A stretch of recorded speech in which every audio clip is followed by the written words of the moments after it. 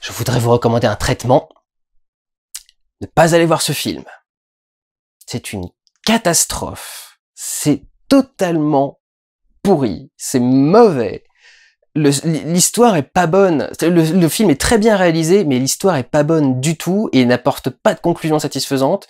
Et surtout, rien de à quoi vous ne vous attendriez pas. Tout est ultra prévisible. C'est une catastrophe. C'est un des rares films où je me suis précipité chez moi dès la fin de la séance pour faire le vlog. Et c'est aussi un des rares films... J'aime bien aller au cinéma parce que c'est une expérience de groupe, les films, ça se vit à plusieurs. C'est mon truc de médecin. Mais j'aime pas les gens. Donc, généralement, dès que le film est fini, j'essaie de partir de la salle le plus vite possible pour pas me retrouver dans la masse et pouvoir sortir rapidement. Et c'est la première fois que je me suis fait un plaisir de rester en plein milieu du flux parce que tout le monde était en train de chier sur le film quand on est sorti de la salle. Les lumières se sont allumées, la nana derrière moi s'est levée, elle était venue avec tout un groupe de potes. Elle s'est levée, les premiers mots qu'elle a dit, donc les premiers mots que j'ai entendus à la fin du film, c'est la dernière fois que je viens voir un film avec vous. Donc je me dis, oh, c'est peut-être juste un coup de bol, c'est peut-être juste un hasard. Je me tourne de l'autre côté, il y avait une mère et sa fille qui étaient là. Et je les voyais complètement décontenancés aussi. Et la fille cherchait un peu du regard quelqu'un qui pour lui parler. Et nos regards se croisent. Et on s'est regardé et on s'est fait, c'était pas bon, hein. Et là, elle a fait, Et après, j'ai parlé avec la fille et la mère en disant, et la mère m'a sorti immédiatement, c'était super sympa, vraiment, c'était marrant de voir comme truc. La mère m'a dit, bah, il y avait des très belles lumières, et c'est vrai, c'est très bien filmé. Mais il manque, et elle a dit, mais il manque quelque chose, et je fais, oui, l'intérêt, il manque l'intérêt, quoi. C'est quoi le but de tout ce délire? C'est complètement con, c'est un serpent qui se mord la queue, c'est un scénario qui s'auto-alimente, et qui n'a aucun sens et rien à dire au final, quoi.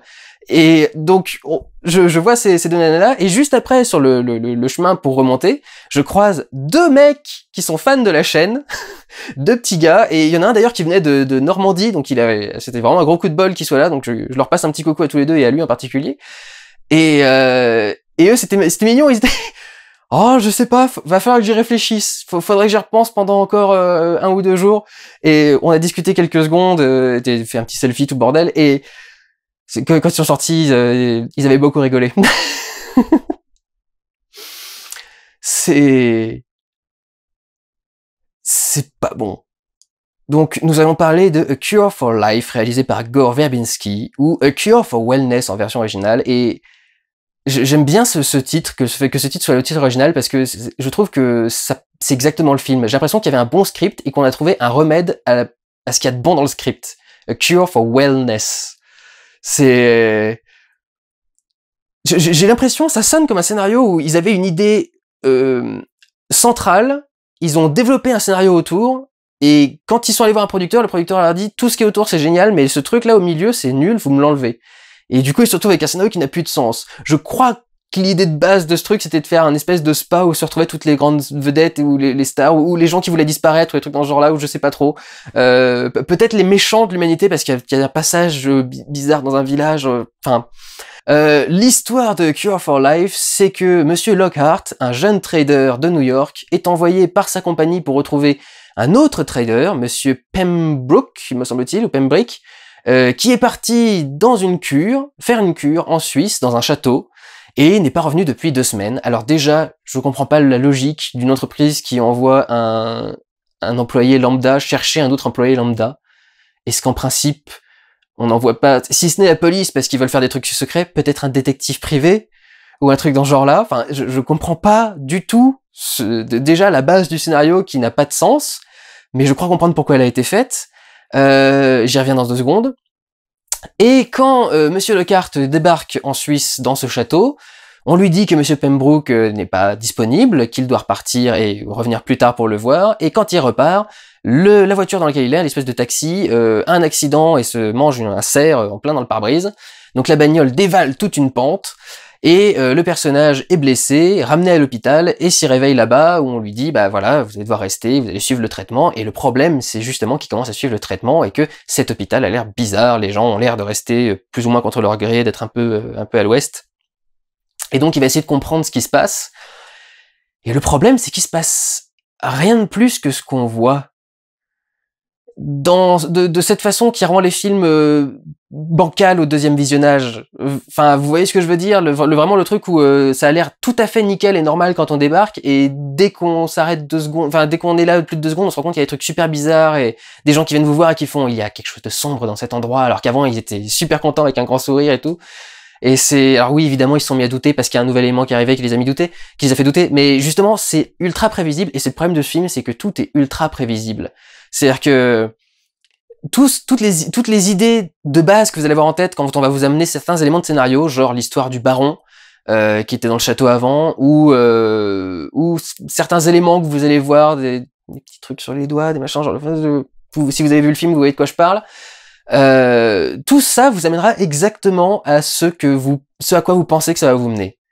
Et le problème, c'est que ça n'a aucun sens. C'est-à-dire que c'est fait pour avoir l'air bizarre, et du coup, quand ils connectent les liens, on fait, c'est toujours bizarre. Enfin, je vois pas ça a toujours pas l'air d'avoir expliqué quelque chose. Si ça explique, il reste encore un mystère derrière.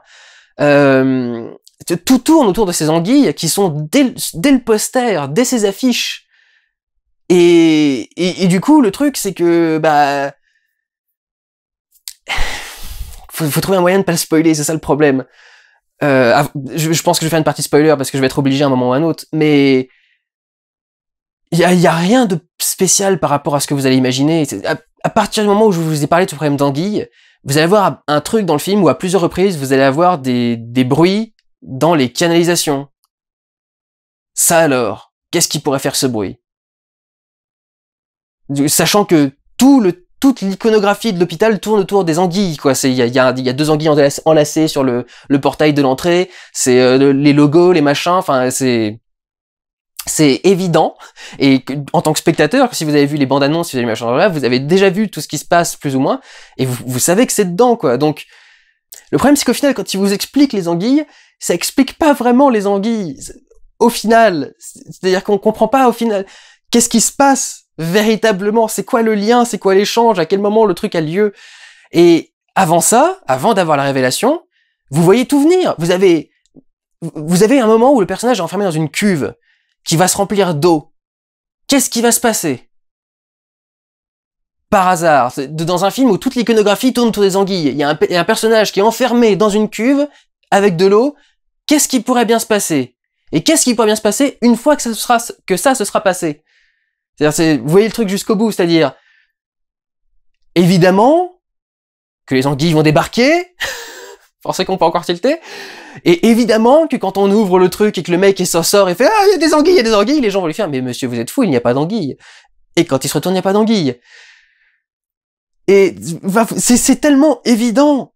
Tout ce qui va venir dans ce film est évident, et tout ce qu'on vous montre est évident, et tout ce qui est montré est évident. Et le problème, c'est que ce qui est pas évident est toujours pas évident quand on a essayé de vous en faire une évidence. C'est-à-dire quand on essaie de vous expliquer le lien entre cet hôpital, les traitements, les anguilles, les machins, et l'histoire du baron et tout le bordel, et puis au final, vous vous retrouvez avec un truc qui essaye d'avoir un sens en lui-même, mais qui n'a un sens que en lui-même. C'est-à-dire que c'est vraiment le principe d'un serpent qui se mord la queue d'une boucle. C'est-à-dire que l'histoire a créé sa propre histoire. On comprend pas ce qui vient en premier entre l'œuf ou la poule dans cette histoire de traitement et dans tout ce mélange, dans tout ce qui se mélange en fait. Quel est l'œuf et la poule? D'où est-ce que ça part et où est-ce que ça doit arriver? Et c'est ça la question, c'est où est-ce que ça doit arriver tout ce délire? Parce qu'une fois qu'on a la réponse du traitement, pourquoi le traitement? Quel est le but de tout ça? Vous allez me dire que tout ça, c'est pour cette histoire, comment dire sans spoiler, personnelle. Et après, il en fait quoi après? C'est quoi le but ensuite? Ça va vraiment être compliqué d'en parler jusqu'à vraiment arriver au spoiler complet, mais... Et alors, le truc, c'est que, avant d'arriver au spoiler, en partant en dehors de l'histoire, c'est très bien filmé, mais ça marche pas, et... Enfin, c'est très bien filmé mais pour un mauvais contenu, c'est-à-dire que c'est un mauvais scénario très bien filmé, et le scénario étant mauvais, les acteurs sont catastrophiques, mais tous, absolument tous, que ce soit Dean Dehan qui pourtant est super doué, mais alors en trader, obsédé par son job et son machin, il fait faux, mais de A à Z. La nana, là, je sais plus comment elle s'appelle, mais qui joue l'espèce de petite princesse, c'est pareil, enfin, elle est tellement déconnectée de tout, enfin, elle est, je sais pas ce que c'est censé transcrire, en fait, comme jeu. D'ailleurs, au passage, puisqu'on parle d'elle, si, quand vous allez sortir de ce film, vous ne pourrez plus supporter le la la la la la la la. Ils le sortent tout le temps. Tout le temps. À chaque fois qu'il y a une scène un peu bizarre. Et c'est vraiment grossier, quoi, et grotesque. Donc, elle aussi, c'est pas bon au niveau du jeu. Le seul qui est bon, c'est Ralph Fiennes, mais parce qu'il joue son méchant et que, enfin, Ralph Fiennes a une gueule de méchant et fait le méchant très bien, c'est dans ses gènes. Donc voilà, Ralph Fiennes fait le méchant et ça passe bien. Y a des personnages qui ne servent à rien, genre toute l'histoire avec sa mère au début, je comprends pas ce que ça apporte, l'histoire de la mère. Même avec l'histoire de la ballerine et du truc, et du ah, elle est endormie et tout le bordel. Oui, d'accord. Et c'est le symbole de sa mère, donc c'est aussi un truc qui l'aide à s'accrocher, mais vraiment pas très utile, quoi. Enfin, ça apporte rien au schmilblick. Et il y en a, par contre, dès qu'on les voit arriver, on sait exactement à quoi ils vont servir. Quand ils descendent au village et qu'on découvre ce flic-là, on sait exactement ce qui va se passer avec le flic. Tous les plans qu'il y a eu sur eux étaient faits pour ça, quoi. C'est gore pour que dalle, quand tu t'appelles Gore Verbinski en même temps. Et par exemple, il y a une scène où un mec tue une vache. Je sais pas où le mec a vu qu'on tuait les vaches en les éventrant. Ça sert juste à répandre toutes les tripes comme ça sur le sol pour faire un truc bien dégueulasse avec le petit veau au milieu et tout machin. Enfin, c'est un peu con, mais effectivement, comme l'a dit la maman de la fille, il y a une très belle lumière et c'est très bien filmé. Et c'est ça, c'est magnifique comme film. Je dis pas le contraire, hein, c'est très très bien filmé et c'est bien monté parce que le rythme du montage arrive à rester intéressant. C'est-à-dire que, effectivement, on sent pas trop passer les 2h20 pour une histoire aussi qui se révèle de façon aussi basique, mais on sent pas trop passer les 2h20, effectivement, le rythme du montage passe bien, etc. Il y a du style, et les plans sont classe, et le montage reste dynamique avec du rythme, etc. Mais en dehors de ça, il y a rien d'intéressant, quoi. C'est-à-dire que c'est une belle réalisation sur une coquille vide. Il y a donc effectivement des très beaux plans. Il y a des trucs moins bien faits. Il y a des très beaux plans comme le plan sur le train quand il rentre dans le tunnel qui est magnifique. Le plan sur la bagnole. Il y a un côté très Shining et tout ça d'ailleurs. Je crois qu'il y a des gros hommages à Shining, y compris le la la la. Non, c'est les enfants du maïs, ça, Children of Acorn. Enfin bon, bref. Ou non, c'est encore autre chose. C'est le village des damnés. Je sais plus. Bref. Je pense qu'il y a pas mal d'hommages, mais ce plan en hélicoptère au milieu des montagnes, c'est-à-dire que c'est pas juste faire un plan sur une route au milieu des montagnes, c'est la suivre vraiment et avoir l'hélicoptère qui suit le même genre de chemin très sinueux. Donc il y a vraiment un côté ravin et canyon qui suit la voiture qui est en train de monter jusqu'au château, ce qui est plutôt bien fait. Et il y a des trucs dégueulasses, genre les matte painting. C'est-à-dire globalement foutre le château au milieu de ce truc suisse. Le château a toujours l'air fake. Et pourtant, on sait quand même incruster les châteaux sur des petites collines. On a quand même fait 8 films sur Harry Potter. Et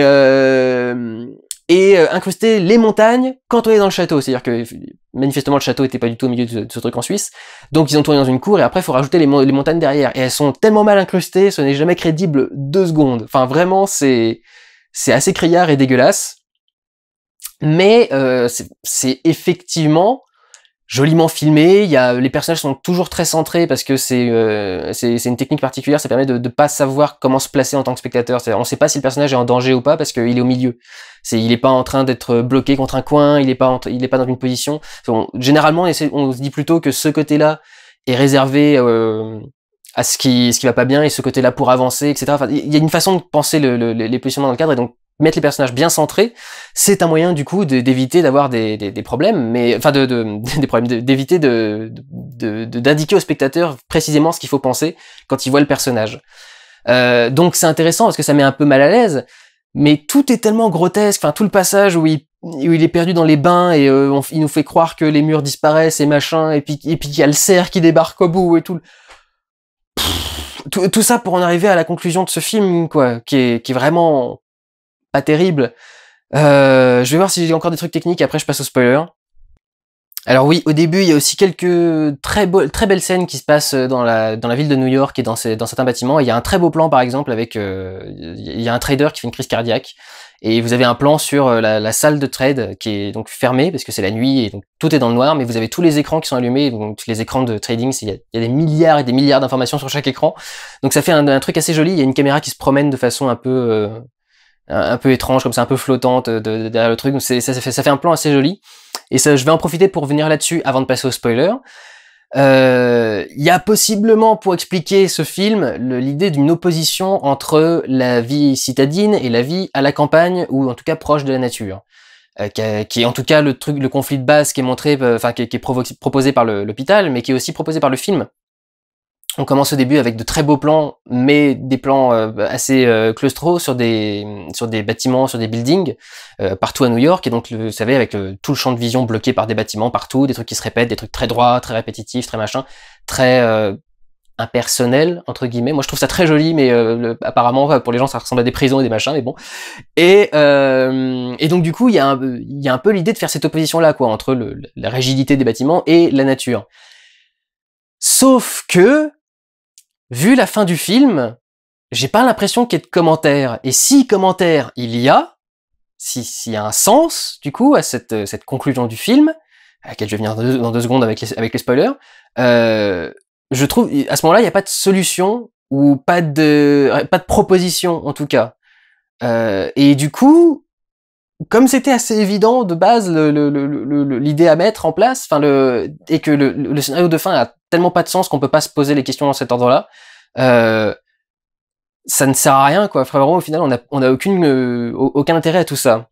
Alors, le vlog va se terminer ici, vous irez à la fin, pour ceux qui veulent ne pas avoir les spoilers, mais je vais commencer les spoilers à partir de maintenant. Petit décompte, 5, 4, 3, 2, 1.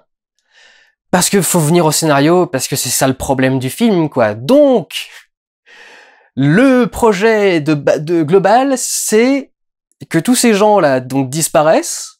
Et alors ils disparaissent et ça dérange personne, quoi. Des centaines de milliardaires et de gens ultra importants qui ont bossé pour des très grosses boîtes qui disparaissent et personne ne remarque que dalle. C'est très particulier. Dans le but de développer un espèce d'élixir qui est utilisé par qui exactement? J'ai l'impression que c'est tous les membres de l'hôpital presque. Donc c'est quoi? C'est une espèce de culte religieux? Alors je m'y attendais à la scène religieuse à un moment avec les mecs en robe et les machins à côté du mariage, mais enfin justement, je m'y attendais, quoi. C'était assez ridicule. Et donc quoi? Est-ce qu'ils en profitent tous? Et s'ils en profitent tous, le but c'est juste de rester dans un putain d'hôpital en Suisse et de pas bouger? C'est quoi l'objectif? La vie éternelle, d'accord, c'est super cool, mais c'est quoi ton objectif avec la vie éternelle? Pourquoi est-ce que le mec veut avoir une descendance pure s'il a la vie éternelle? Ça n'a pas de sens, puisque le mec vit éternellement, il a pas besoin de se faire chier à avoir une descendance encore moins pure avec sa propre fille. Et donc c'est ça tout le délire du truc, quoi. C'est ça toute l'idée. Et l'idée étant donc, pour cette idée d'opposition entre la vie et la nature, de dire qu'au final, il n'y a jamais eu d'état dans lequel l'humain était libre, c'est-à-dire au final, que ce soit à la campagne ou dans la ville, on aura toujours un mec au-dessus de nous qui va nous manipuler, soit parce qu'on est trop con et trop pauvre, soit parce qu'on est justement trop riche et qu'on a des obsessions absolument débiles, et donc il y aura toujours quelqu'un pour manipuler au-dessus, un truc dans ce genre-là. Alors ça peut être l'idée du truc, mais comme toute l'idée, on comprend pas ce que c'est, si c'est juste pour lui, si c'est pour sa fille, pourquoi est-ce qu'il se serait pour lui et sa fille s'il veut avoir une descendance en plus alors qu'il a la vie éternelle, etc., que du coup, au final, c'est débile. Et alors, ça m'est pas arrivé je crois que c'est la première fois que ça m'est arrivé de ma vie, mais quand le personnage de Ralph Fiennes révèle son espèce de visage de reptilien là en dessous, déjà, à la base, j'ai vraiment cru que c'était un reptilien. Ça allait être ça le truc du film. En fait, c'était des aliens depuis le début. Et que les anguilles, c'était les enfants, c'était les bébés aliens. Un peu comme dans The Faculty, presque. Mais, enfin, là, vraiment pris de façon grotesque et ridicule. Et en fait non, c'est juste qu'il a le visage cramé, je crois, c'est ça. Mais alors du coup, il a une couleur très bizarre. Et pourquoi est-ce que son visage sera encore comme ça en dessous s'il s'est fait que... Pourquoi, justement, pourquoi son visage se détache aussi facilement? C'est quoi le délire? C'est depuis le temps que le truc a cicatrisé, en principe ça se retire pas comme ça. Si les greffes de visage se retiraient comme ça, on n'en ferait pas, quoi. Littéralement, en tournant dans l'oreiller, il peut se l'arracher, quoi, quand il dort. Enfin, c'est complètement débile, tout ce truc. Et comment du coup, avec ce truc-là, on peut essayer de prendre le scénario au sérieux et de se dire ah oui, c'est un truc sur la manipulation des hommes et tout ça. Mais... non, c'est un espèce de gros délire auto-alimenté. Et c'est ça que je comprends pas. C'est quel était comme ça n'a pas de but, comme ça dit rien. et que c'est auto-alimenté sur son propre délire, son propre truc. Enfin, quel est le message, quel est le commentaire, qu'est-ce qu'on va essayer de faire croire, qu'est-ce qu'on va essayer de dire, et ça veut dire quoi du coup à la fin, les patrons de Lockhart qui débarquent et qui sont en train de lui faire vous êtes venu pour un truc, rentrez dans cette voiture, on y va, on rentre, on a machin, tout le bordel. Enfin, c'est quoi l'idée? Est-ce que c'est de dire que ils sont au courant et qu'ils voulaient envoyer le mec là-bas pour disparaître? Est-ce que ça veut dire que ils vont y aller et se faire piéger? Ils peuvent pas se faire piéger puisque le truc est en feu, donc ça fait pas une fin en genre regardez, eux aussi vont se faire avoir, en ce genre-là. Enfin, c'est débile. Et alors, quelle est l'explication de ce truc? À partir du moment où il lui fout son tuyau dans la gorge, là, je n'ai pas compris. Alors déjà, je suis navré, j'ai beau être homosexuel, même en forçant, je vois pas comment. Et très bien, disons que ça rentre. Et dès qu'il met ce truc-là, donc il fait rentrer cette espèce de liquide avec des anguilles dedans. Et donc ça fait quoi? C'est quoi le truc? Est-ce que les anguilles te manipulent? Parce que j'ai pas compris pourquoi est-ce que d'un seul coup il avait un lavage de cerveau et que... Mais pourquoi est-ce qu'on partirait? Bah parce qu'on t'a foutu des anguilles dans le bide alors que t'as rien demandé, donc je sais pas, y a rien qui te dérange. Donc, est-ce que c'est un truc de manipulation mentale? Est-ce que c'est ça l'idée? Ou est-ce que l'idée c'est que les anguilles vont être digérées par les patients, que c'est ça qui les assèche parce que les anguilles seraient toxiques ou un truc dans ce genre-là, mais que ça crée l'élixir? Est-ce que c'est ça l'idée? Ou alors, est-ce que c'est les patients desséchés par je sais pas quoi, du coup, bouffés par les anguilles, qui rendent les anguilles bizarres, et du coup, c'est ça le truc, c'est que j'ai l'impression que c'est auto-alimenté, j'ai l'impression que il faut que les anguilles bouffent les gens pour faire un truc spécial, ou alors c'est juste pour se débarrasser des corps, peut-être, mais ils peuvent les boler, enfin, ils sont obligés de les filer aux anguilles, et une fois que les anguilles ont bouffé les corps des gens déjà traités par les anguilles, à ce moment-là, on peut traiter les gens aux anguilles. Il y a un truc qui va pas, il y a un moment où cette histoire démarre pas, il y a un problème dans cette idée et dans ce système. Enfin, je comprends pas. C'est quoi le délire final de ce truc? Je comprends même pas. Le film est terminé, ça fait 2 heures, j'ai vu 2h20 de film, je comprends même pas au final comment est censé fonctionner le truc de base. Et pourtant, ils sont censés l'avoir expliqué, quoi. Mais... je n'ai pas compris, je comprends toujours pas. Je vois pas. Et il y a tellement de trucs cons en plus dans le film, enfin c'est genre quand ils vont chez le flic, ils vont chez le fric et d'un seul coup il y a Pembroke derrière. Et le mec il se dit pas, tiens, comment vous avez eu l'idée d'amener Pembroke? Peut-être que je suis fou.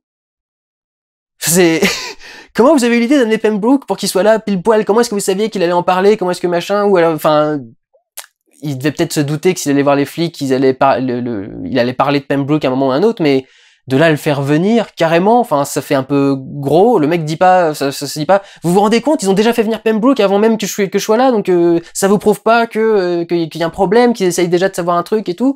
Le fameux Pembroke du coup, je comprends pas ce qui les fait oublier les choses. Je comprends pas à quel moment il y a un truc qui leur fait perdre la mémoire. Et je sais pas quel élément leur fait perdre la mémoire. Est-ce que c'est un traitement médicamenteux? Est-ce que c'est les anguilles qui leur font bouffer? Est-ce que c'est autre chose? C'est quoi ces cuves du coup où les gens sont en train de flotter sans rien, où ils sont juste comme ça dans l'eau et ils sont en train de flotter. Au départ, on arrive dans cette pièce et on se dit bah les gens sont morts et flottent dans l'eau. Et en fait non, ils sont pas morts, mais ils flottent dans l'eau et sans retenir leur respiration.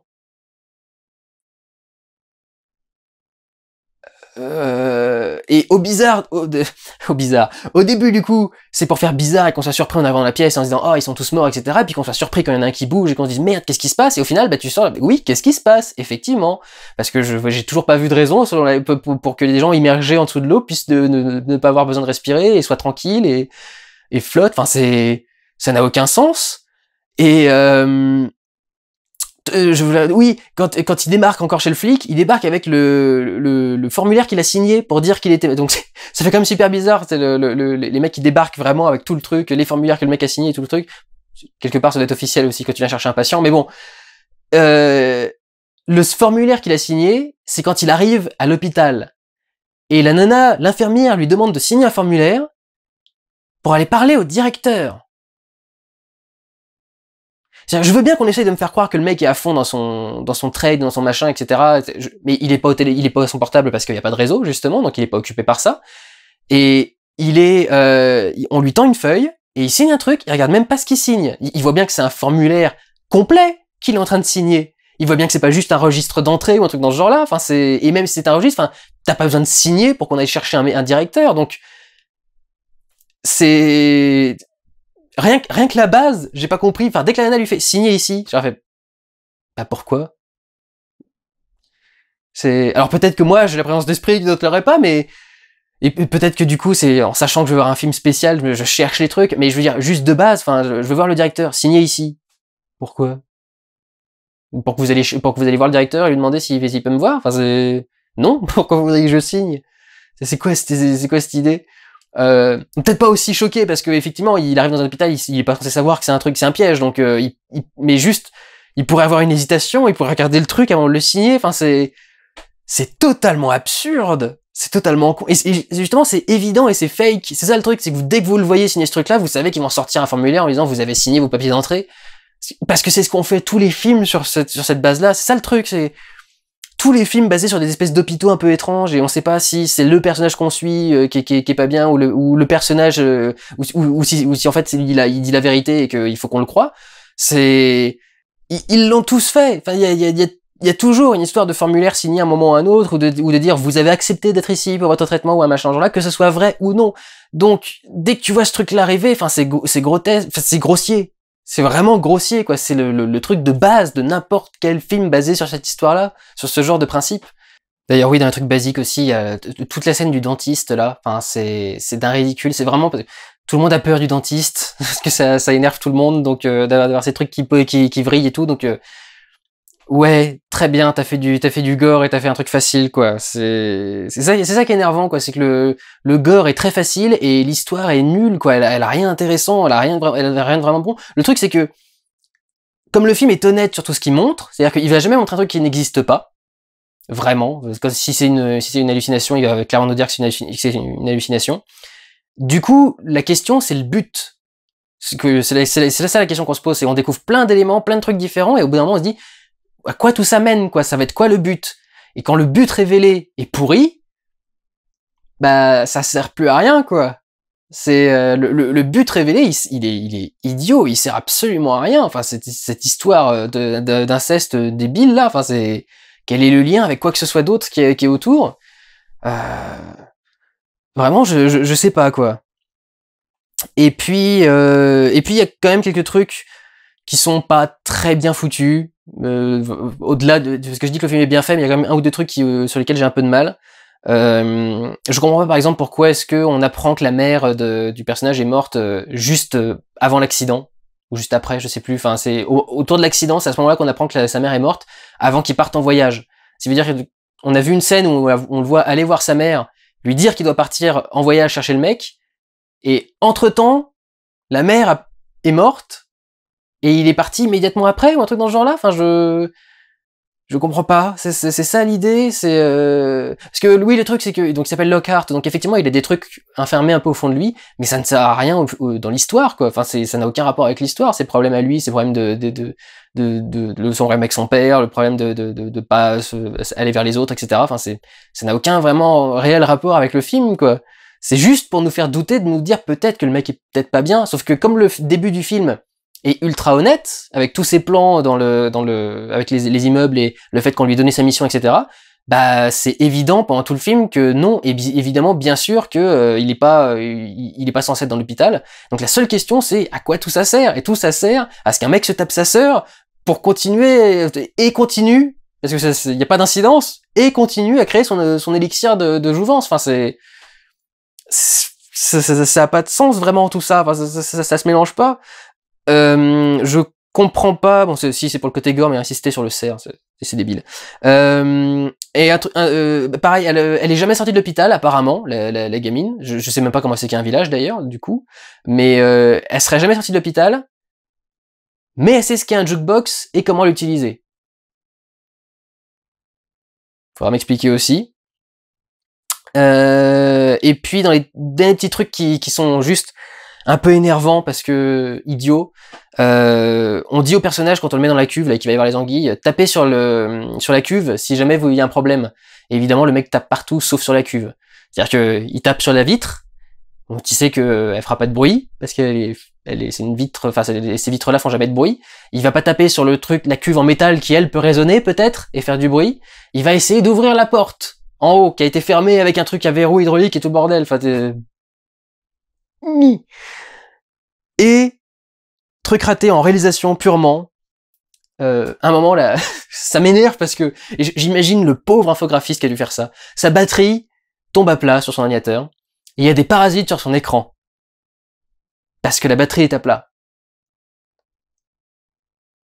Et je m'imagine l'infographiste qui passe sa journée à bosser sur des ordinateurs et à qui il y a un mec qui dit tu vas mettre des parasites sur l'écran là pour me montrer qu'il y a plus de batterie. Et le mec il fait mais si je mets juste le logo plus de batterie et qu'on éteint l'écran c'est normal et c'est comme ça que ça marche. Ouais mais moi tu vas mettre des parasites.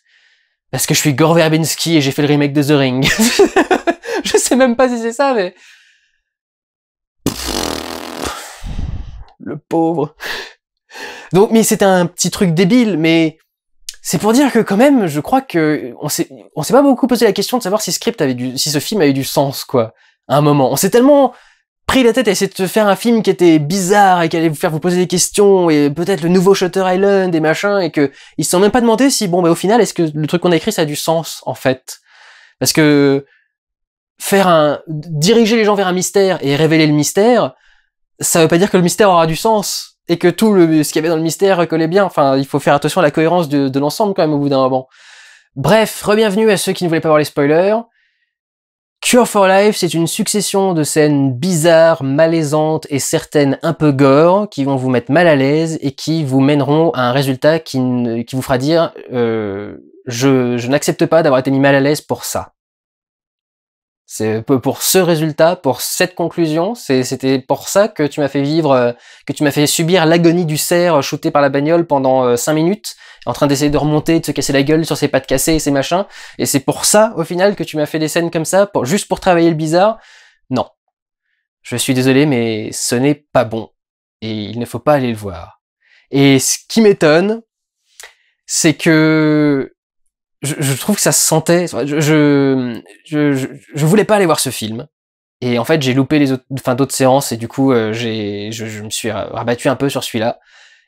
Et je voulais pas le voir parce que dès que j'ai vu le trailer, je me suis dit, mais il y a aucune explication à apporter vraiment à ce qu'on voit là, si ce n'est un truc très direct, quoi. C'est-à-dire que les anguilles sont l'explication et machin, et c'est pas juste un truc bizarre qu'on voit à l'écran.